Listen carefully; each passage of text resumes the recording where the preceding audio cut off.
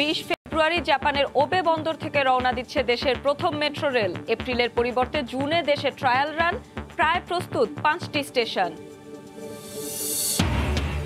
করোনাকালে পড়ে গেছে মোবাইল ফোন সেবার মান, কল ড্রপ, ইন্টারনেটের ধীর গতি সহ নানা অভিযোগের পাহাড়। দায় নিতে চায় না অপারেটররা।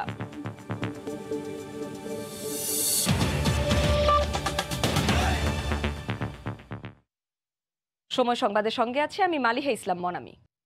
20 ফেব্রুয়ারি জাপানের ওবে বন্দর থেকে রওনা দিচ্ছে দেশের প্রথম মেট্রো রেল।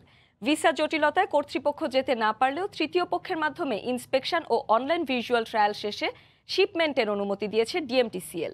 তারা বলছে দ্বিতীয় রেলটি রওনা দেবে 23 এপ্রিল, পরেরটি 13ই জুন। সেক্ষেত্রে এপ্রিলের পরিবর্তে জুনে হবে ট্রায়াল রান। কথা ছিল জানুয়ারিতে ইন্সপেকশন শেষে জাপান থেকে জাহাজে আনা হবে দেশের প্রথম মেট্রো রেলের কোচ, কিন্তু করোনার কারণে ভিসা জটিলতায় সে দেশে যেতে পারেনি বাংলাদেশের প্রতিনিধি দল। তাই বিকল্প হিসাবে তৃতীয় পক্ষের মাধ্যমে সেরে নেওয়া হয়েছে সেই কাজ। দেশে বসেই ভিজুয়াল ট্রায়াল দেখে দেয়া হয়েছে ছাড়পত্র। কর্তৃপক্ষ বলছে সব ঠিকঠাক থাকলে চলতি মাসের 20 ফেব্রুয়ারি জাপানের ওবে বন্দর থেকে রওনা দিবে প্রথম ট্রেন। মোংলা বন্দর হয়ে দিয়াবাড়ির ডিপোতে নোঙর করবে 23 এপ্রিল। দ্বিতীয় ট্রেনটি 15 এপ্রিল রওনা দিবে, দিয়াবাড়িতে পৌঁছবে 16 জুন। এর পরের ট্রেনটি ওবে বন্দর থেকে রওনা দিয়ে দিয়াবাড়িতে আসবে চলতি বছরের 13 আগস্ট। থার্ড পার্টি ইন্সপেকশন হয়েছে, সেই ইন্সপেকশনের পরেও টেস্টটা করেছে, সেই টেস্টটা অনলাইনে আমাদের এখানে যে টেকনিক্যাল টিম তারাও এটা দেখেছে। এই দেখার পরে আমরা এখন একটা চূড়ান্ত সিদ্ধান্ত গ্রহণ করেছি। এই জটিলতায় এপ্রিলের পরিবর্তে ট্রায়াল রান শুরু হবে জুনে। সেক্ষেত্রে 5টি স্টেশনেই এই কার্যক্রম বাস্তবায়নের কথা জানিয়েছেন প্রকল্পের ব্যবস্থাপনা পরিচালক। আমাদের এই ট্রেনের চলাচলের জন্য 5টা স্টেশন পর্যন্ত আমরা প্রস্তুত প্রায় করে ফেলেছি, যাতে ট্রেনটা চলাচল করতে কোনো ধরনের অসুবিধা না হয়। প্রথম 1, 2, 3টা স্টেশনের প্ল্যাটফর্মের উপরে যে স্টিল স্ট্রাকচার হওয়ার কথা, সেই স্টিল স্ট্রাকচারও ইতিমধ্যে সম্পন্ন হয়ে গিয়েছে। নির্ধারিত সময়ে কাজ শেষ করতে দিনরাত মিলিয়ে 3 শিফটে চলছে মেট্রো রেলের কাজ। যদিও এখনো পর্যন্ত মেট্রো রেল কর্তৃপক্ষ দাবি করছেন চলতি ডিসেম্বরেই আনুষ্ঠানিক যাত্রা শুরু করবে মেট্রো রেল। তবে করোনার ধাক্কায় কাজ যতখানি পিছিয়েছে সেটি সামলে নিতে হয়তো আরও 6 মাস এই মেয়াদ বাড়তে পারে বলেই মনে করছেন সংশ্লিষ্টরা। রাশেদ লিমন, সময় সংবাদ, ঢাকা। করোনা টিকাদান কর্মসূচির তৃতীয় দিন আজ। এই মুহূর্তে রাজধানীতে বঙ্গবন্ধু শেখ মুজিব মেডিকেল বিশ্ববিদ্যালয়ে আছেন রিপোর্টার রাশেদ লিমন এবং চট্টগ্রাম মেডিকেল কলেজ হাসপাতালে আছেন রিপোর্টার শফিকুল আলম। সরাসরি যাব তাদের কাছে। প্রথমেই যাচ্ছি রাশেদের কাছে। রাশেদ, মানে যেটা বলছিলাম গত সংবাদেও যে তৃতীয় দিনে কিন্তু আমরা দেখছি সকাল থেকেই গত 2 দিনের চেয়ে ভিড় কিছুটা বেশি। ঠিক দ্বিতীয় ঘন্টায় এসেও কিন্তু একই অবস্থায় দেখছি। আমরা এই মুহূর্তে রয়েছি বিএসএমএমইউতে, সেখানে আমরা যে বিষয়টি দেখছি যে এই সময়টাতে গত 2 দিনে আমরা যে ভিড় দেখেছি তার চেয়ে আসলে ভিড় কিন্তু বলা যায় অনেক বেশি। যেহেতু দুটো কারণ বলবো, একটি কারণ হচ্ছে গিয়ে যেহেতু এর আগে বয়স সীমাটা একটু বেশি ছিল, এখন সেটি কমিয়ে গতকালকেই 40 বছরে করা হয়েছে, এবং পাশাপাশি আরেকটা জিনিস যে স্পট রেজিস্ট্রেশনের একটা ব্যবস্থা করা হয়েছে, যার কারণে কিন্তু আসলে এখানে এসেও যারা আগে রেজিস্ট্রেশন করা নেই তিনিও কিন্তু এখানে এসে রেজিস্ট্রেশন করে এই টিকা নিতে পারছেন। আর স্বাভাবিকভাবেই গত 2 দিনে প্রায় আমরা যদি সেই হিসাব করি যে বেশ কিছু যে সারা দেশে 30 এবং 40, 70, 75 হাজার মানুষ এর মধ্যে ভ্যাকসিনেটেড হয়েছেন। এবং যদি বলি মৃদু 2-1টি পার্শ্ব প্রতিক্রিয়া বাদে, অর্থাৎ হালকা জ্বর কিংবা যেখানে টিকা দিয়েছে টিকা দেওয়ার স্থানে ব্যথা বাদে খুব বেশি বড় কোনো পার্শ্ব প্রতিক্রিয়া আসলে কারো দেখা যায়নি। আমরা কিন্তু দেখছি স্বাস্থ্য অধিদপ্তর থেকে গতকালকেও প্রায় বেশ কয়েকজনের কথা বলা হয়েছে। সব মিলিয়ে হয়তো বা 50 বা 50-60 জনের মানুষের মধ্যে এ ধরনের বিরুদ্ধে পার্শ্ব প্রতিক্রিয়া লক্ষ্য করা গেলেও কাউকে হাসপাতালে নিয়ে চিকিৎসা দিতে হয়নি বা বড়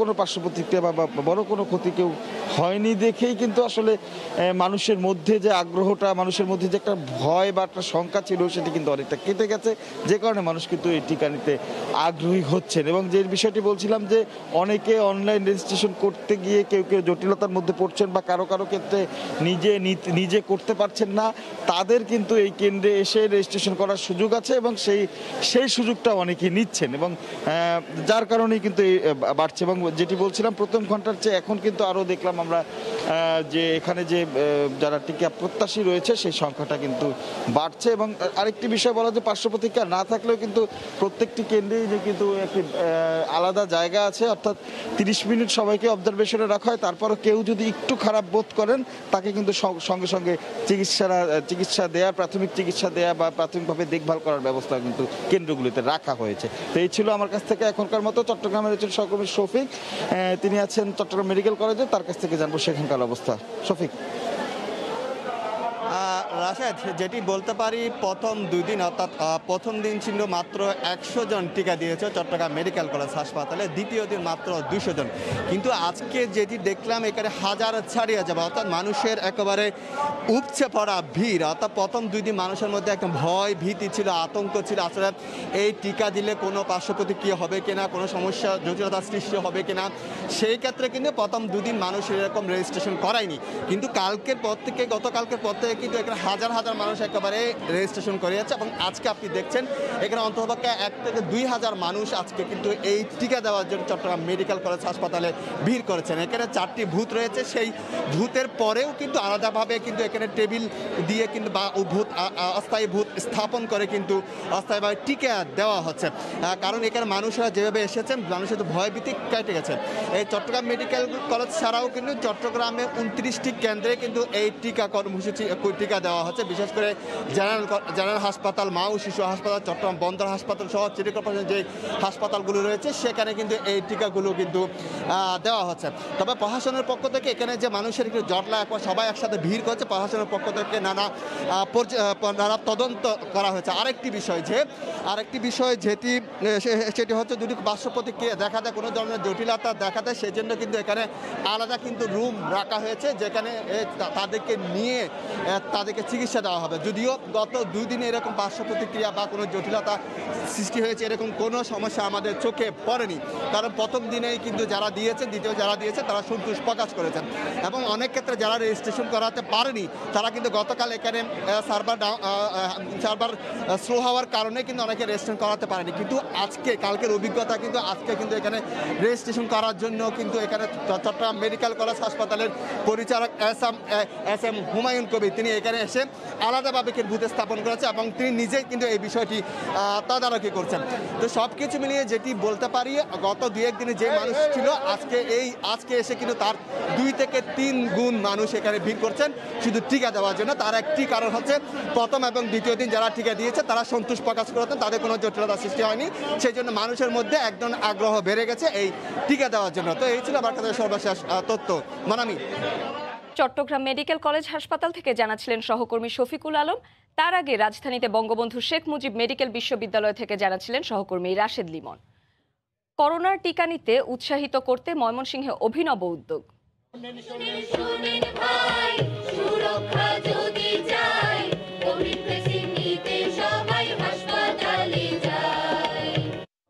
বিস্তারিত জানতে চোখ রাখুন সংবাদের শেষাংশে। হুটহাট কল ড্রপ, 5 মিনিটের কথোপকথনে 2 মিনিটই শুনতে না পাওয়া, পড়াশোনা কিংবা দাপ্তরিক কাজে ইন্টারনেটের ধীর গতি। করোনাকালে মুঠোফোন সেবা নিয়ে এমন অসংখ্য অভিযোগ গ্রাহকদের। সেবায় চরম ভোগান্তি থাকলেও গ্রাহকের পকেট ঠিকই কাটছে মুঠোফোন অপারেটররা, যদিও মান খারাপের দায় এককভাবে নিতে চায় না তারা। বিটিআরসি বলছে মুঠোফোন সেবার মান যাচাইয়ে চলছে ড্রাইভ টেস্ট, নেওয়া হবে কঠোর ব্যবস্থা। সিরাজগঞ্জের এনায়েতপুরের ভোগ্যপণ্য ব্যবসায়ী ইব্রাহিম হোসেন ব্যবসায়িক প্রয়োজনে প্রতিদিন সরবরাহকারী ও ক্রেতাদের সাথে মুঠোফোনে কথা বলতে হয় তাকে। মুঠোফোন সেবা নিয়ে জানালেন ভোগান্তির কথা। যেখানে আমি 2 মিনিটে কথা শেষ করতে পারি সেখানে আমার লেগে যাচ্ছে 5 থেকে 6 মিনিট। এই 5 থেকে 6 মিনিটের মধ্যে প্রায় 3-4 মিনিট আমার কোনো কথাই শুনতে পাই না। করোনায় অনলাইনে কেনাকাটা, সামাজিক যোগাযোগ, পড়াশোনা এমনকি দাপ্তরিক কাজকর্মও হয়ে পড়েছে মোবাইল ইন্টারনেট নির্ভর। ভোগান্তি আছে সেখানেও। ঘরে তো সেবা পাওয়া যায় না, বাইরেও যখন আমরা নেটে কাজ করতে যাই তখন দেখা যাবে যে অনেকক্ষণ পরে একটা পেজ আমরা লুট করতে পারছি। সব সময় খালি লোডিং অ্যাপ দেখাইতেছে, আমরা কোনো ডাউনলোড দিতে পারতেছি না। সেবার মান খারাপের নেপথ্যে দুটি কারণ উল্লেখ করেছে মুঠোফোন অপারেটররা। তারা বলছে উচ্চ মূল্যের কারণে কাঙ্ক্ষিত সেবা দিতে গ্রাহক অনুপাতে প্রয়োজনীয় তরঙ্গ নেই তাদের হাতে। আবার 2018 সালে টাওয়ার শেয়ারিং লাইসেন্স দেওয়ায় গত 2 বছরে নেটওয়ার্ক উন্নয়নে করতে পারেনি কোনো কাজ। করোনাকালীন সময়ে কিন্তু আমরা সরকারের কাছে আর্জি জানিয়েছি যে অন্ততকে ফ্রিতে দেওয়া হোক অথবা কম দামে দেওয়া হোক, কিন্তু আমরা দেখেছি যে আমরা কিন্তু কোনো স্পেকট্রাম পাইনি। সো স্পেকট্রাম না পেয়ে আমি সেবাটা কিভাবে দিব, এটা আমাদের বোধগম্য না, এবং সেই সাথে আবার আমি টাওয়ার এক্সপ্যান্ড করতে পারছি না। টাওয়ার নির্মাণ না হওয়ার জন্য মুঠোফোন অপারেটরদেরকে পাল্টা দায়ী করছে টাওয়ার নির্মাতা প্রতিষ্ঠানগুলো। ওনারা আমাদেরকে অর্ডার দেননি, এজন্য আমরা করতে পারি নাই। এসএলএ ঠিক হয়নি, এজন্য করতে পারি নাই। এসএলএটা করতে 2 বছর সময় লেগে গেছে। বিটিআরসি বলছে নীতিমালা অনুযায়ী কল সাকসেস রেট 97% বা তার বেশি, কল ড্রপ 2% কম থাকা, call setup time 7 second, 3G ডাটার ন্যূনতম গতি 2 MBPS এবং 4Gতে ন্যূনতম গতি 7 MBPS রাখতে হবে। এসব যাচাইয়ে দেশের 300 উপজেলায় চলছে ড্রাইভ টেস্ট। তাদের service quality of service maintain করা উচিত। সেখানে যদি কোনো ব্যত্যয় হয় তাহলে বিটিআরসি যে নীতিমালা দ্বারা পরিচালিত কোয়ালিটি অফ সার্ভিস রেগুলেশন যেটা, তো সেক্ষেত্রে সেইভাবেই বিটিআরসি অ্যাকশন। আগামী জুন মাসের মধ্যে ড্রাইভ টেস্টের কাজ শেষ হবে বলে আশা করছে বিটিআরসি। শুভ খান, সময় সংবাদ, ঢাকা। সময় সংবাদে আরও থাকছে, 10,000 গ্রাহকের কোটি কোটি টাকা নিয়ে উধাও পিরোজপুরের এহসান গ্রুপ। সারা জীবনের সঞ্চয় হারিয়ে দিশেহারা ভুক্তভোগীরা, ব্যবস্থা নিতে তদন্ত কমিটি গঠন। 10,000 গ্রাহকের জমা টাকা নিয়ে উধাও পিরোজপুরের এহসান গ্রুপ। ভুক্তভোগীদের অভিযোগ, কোটি কোটি টাকা হাতিয়ে নিয়ে লাপাত্তা প্রতিষ্ঠানের কর্ণধাররা। সারা জীবনের সঞ্চয় হারিয়ে দিশেহারা লোকজনের দাবি, মুনাফা নয় অন্তত মূলধনের অর্থ ফিরিয়ে দেওয়ার পদক্ষেপ নেবে কর্তৃপক্ষ। জেলা প্রশাসন জানায়, ব্যবস্থা নিতে ইতোমধ্যে তদন্ত কমিটি গঠন করা হয়েছে। পিরোজপুর প্রতিনিধি জিয়াউল হকের পাঠানো তথ্য, ছবিতে রিপোর্ট। সাবেক এমএনএম কর্মী ও মসজিদের ইমাম রাগিব হাসান একে একে চালু করে 14টি প্রতিষ্ঠান। এহসান গ্রুপ পিরোজপুর বাংলাদেশ লাখ টাকার বিপরীতে মাসে 2,000 টাকা মুনাফার প্রলোভন দেখিয়ে প্রায় 10,000 গ্রাহকের কাছ থেকে অর্থ সংগ্রহ করে। গ্রামে যাই বিভিন্ন হুজুরের মাধ্যমে আমাদেরকে ইসলামের ভুল ব্যাখ্যা দিয়ে এই টাকাগুলো রাখাইছে। 3.5 লক্ষ টাকা রাখছি আমি, ওইভাবে লাভ অংশ নিয়ে আমিও কিন্তু ডিপিএস করে ওইখানে রাখছি। গ্রাহকরা জানান, শুধু পিরোজপুরই নয়, আশপাশের জেলার লোকজনের কাছ থেকেও টাকা নেয়। ইসলামী শরিয়া মোতাবেক পরিচালনার দোহাই দিয়ে প্রথমে কয়েক বছর লেনদেন ভালোভাবে চললেও পরবর্তীতে প্রতারণা শুরু করে তারা। টাকা দেবে কই জায়গায় 2 মাস সময় নেয়, 4 মাস সময় নেয়, 6 মাস সময় নেয়, এরকম নিয়ে সময় নিয়ে এরকম গাড়াইতেছে, কিন্তু টাকাটা দিতেছে না। ছেলে মেয়ে আর গলায় ধরে দিয়ে মরার কাজ হয়ে গেছে এই টাকার দিন। যারা বিশেষ করে গরিব মানুষ, এরা তো এই টাকা ফেরত পাচ্ছে না, তাদের কাছ থেকে দুর্ব্যবহারের সম্মুখীন হচ্ছে। আমার টাকাটা আমি উঠিয়ে নেব, টাকাটা আমি একবার ভাত খেতে পারি। প্রতিদিনই পাওনাদাররা এসে ভিড় করলেও হদিস নেই মূল অভিযুক্ত কারো। একই মালিকের অন্য প্রতিষ্ঠানগুলোর নাম ফলক সংশোধন করে চালানো হয়। কত টাকা কি আছে, কার কিনা আছে, এই বিষয়ে কি আমি বলতে পারবো? সমবায় দপ্তর থেকে নিবন্ধন নিলেও শর্ত ভঙ্গ করেছে বলে জানিয়েছে কর্তৃপক্ষ। প্রশাসন বলছে, এ ব্যাপারে তদন্ত কমিটি গঠন করা হয়েছে। তাদের বোঝাবেন তো আমি বলতে পারবো না। আমার কাছে বিগত অডিট নোটে 427 জন সদস্য ছিল, এবছরও কোনো সদস্য বাড়েও নাই কমেও নাই। আমরাও এহসান গ্রুপের কাছ থেকে মানুষজনের টাকা পয়সা ফেরত পাওয়া দ্রুত, সে বিষয়ে আমাদের নিয়মিত মাসিকভাবে আমরা পর্যালোচনা করছি। পিরোজপুর সদরের খলিশাখালীতে এহসান আবাসন প্রতিষ্ঠান দিয়ে মুফতি রাগিব হাসান 2010 সালে শুরু করে কার্যক্রম। সময় সংবাদ, পিরোজপুর। সময় সংবাদে আরও থাকছে, ভারী তুষারপাতে ইউরোপের বিভিন্ন দেশে জনজীবন ব্যাহত। ব্রিটেনে প্রয়োজন ছাড়া ঘর থেকে বের না হওয়ার নির্দেশনা, ভ্যাকসিনেশনে ভাটা। মুন্সিগঞ্জ শহরের হাটলক্ষ্মীগঞ্জ ফলের আড়তে মৌসুমি ফলের মেলা বসে প্রতিদিন। পাইকারি বেচাকেনা সকাল থেকেই জমজমাট থাকে। শীত কুয়াশা উপেক্ষা করে দেশের বিভিন্ন স্থান থেকে আসে মৌসুমি ফল। সরবরাহের তুলনায় চাহিদা বেশি থাকায় ফলের দাম কিছুটা বেড়েছে। বিস্তারিত নাসির উদ্দিন উজ্জ্বলের রিপোর্টে। শীতের সকালে হরেক রকমের মৌসুমি ফলের সয়লাভ আড়তগুলো। বেল, সপেতা, কুল, আনারস, নারিকেল, নানা জাতের কলা সহ দেশীয় মৌসুমি ফলের পাইকারি আড়তে হাঁকডাকে বেচাকেনা চলে। হাটের মৌসুমি ফলের কদর বেড়েই চলেছে। এইখানে মৌসুমের সময় 12 মাস ফল, সব জাতীয় ফল 12 মাস বিক্রি হয়, আর এখানে জমজমাট বিক্রি হয়। অনেক প্রচুর হয়েছে, আমরা এই জন্য দামও অনেক কম পাইতেছি, আমরা গরিব মানুষ কিনেও খাইতে পারতে আছি। ফলের পাশাপাশি খেজুরের গুঁড়ো উঠেছে। আড়তদাররা বলছেন পিঠাপুলির মৌসুম হওয়ায় ফলের পাশাপাশি খেজুর গুঁড়ো বিক্রি হচ্ছে। ফলে ফলে সবকিছু বোঝা যায়। আজকাল 30-40 বছর ধরে ফলের ব্যবসা করে আমার সংসার চলতেছে। মৌসুমি ফল সরসটা আমরা বিক্রি করি এবং মেডিসিন দিয়ে বিক্রি করি না। শীত মৌসুমেও আড়তগুলো কলায় সয়লাভ। তবে মুন্সিগঞ্জের এই হাটে বিখ্যাত রামপালের কলা নিখোঁজ। চাহিদা বেশি থাকায় রামপালের কলা জমিতে বিক্রি হয়ে যাচ্ছে এখন। সরাসরি জেলার বিভিন্ন বাগান থেকে মৌসুমি ফলগুলো আনা হয়। দেশের বিভিন্ন স্থান থেকেও সড়ক ও নৌপথে ফল আসে। সকাল থেকে দুপুর পর্যন্ত খোলা থাকে। আমাদের এখানে মৌসুমি ফুল সবসময় পাওয়া যায়। এই মেডিসিন মুক্ত পাইবেন। আমাদের এখানে ভালো মাল আমরা আনি, ভালো বেচার চেষ্টা করি। প্রতিদিন গড়ে 25 লাখ টাকার মৌসুমি ফল বিক্রি হয়। ধলেশ্বরী তীরের 17টি আড়তে এইভাবেই প্রতিদিন সকাল 7টা থেকে বেলা 12টা পর্যন্ত বেচা কেনার ধুম পড়ে যায়। নাসির উদ্দিন উজ্জ্বল, সময় সংবাদ, মুন্সিগঞ্জ। বাংলাদেশ প্রিমিয়ার লিগের খবর। 7ম রাউন্ডের ম্যাচে মোহামেডান স্পোর্টিংয়ের মুখোমুখি হবে বাংলাদেশ পুলিশ ফুটবল ক্লাব। কুমিল্লার ধীরেন্দ্রনাথ স্টেডিয়ামে ম্যাচটি শুরু হবে বিকেল 3টায়।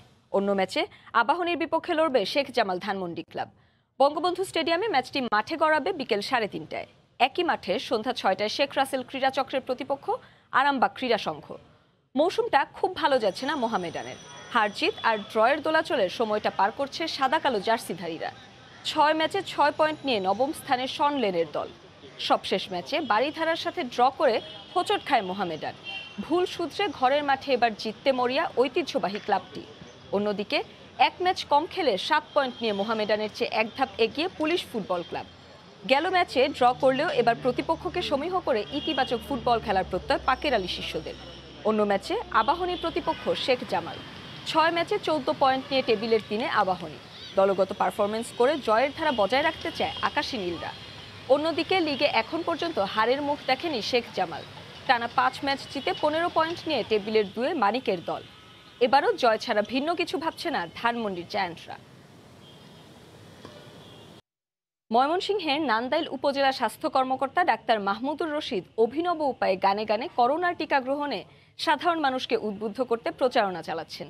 টিকার উপকারিতা নিয়ে একটি গানও লিখেছেন। পরে স্থানীয় শিল্পীদের দিয়ে গানটি সুর করিয়ে শিল্পীদের সঙ্গে কোরাসে কণ্ঠও মেলাচ্ছেন তিনি।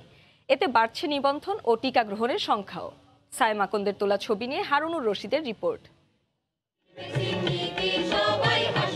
গানের মাঝে মাঝে এভাবেই করোনা টিকা গ্রহণের আহ্বান জানান নান্দাইল উপজেলা স্বাস্থ্য কর্মকর্তা ডাক্তার মাহমুদুর রশিদ।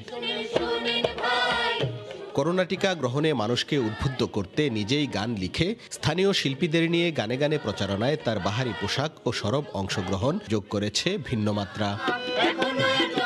উপজেলা সদরের বিভিন্ন স্থানে গানে গানে টিকা গ্রহণের আহ্বান জানানোর পাশাপাশি তা সামাজিক যোগাযোগ মাধ্যমে প্রচার করেও পেয়েছেন ব্যাপক সাড়া। ফেসবুক, ইউটিউব বা অন্যান্য চ্যানেলে যে যার মতো করে এটাকে ভাইরাল করে দিয়েছেন সারা বাংলাদেশে, এবং এটাই আমাদের সাকসেস। ব্যতিক্রমী এ প্রচারণাকে স্বাগত জানিয়েছেন স্থানীয়রাও।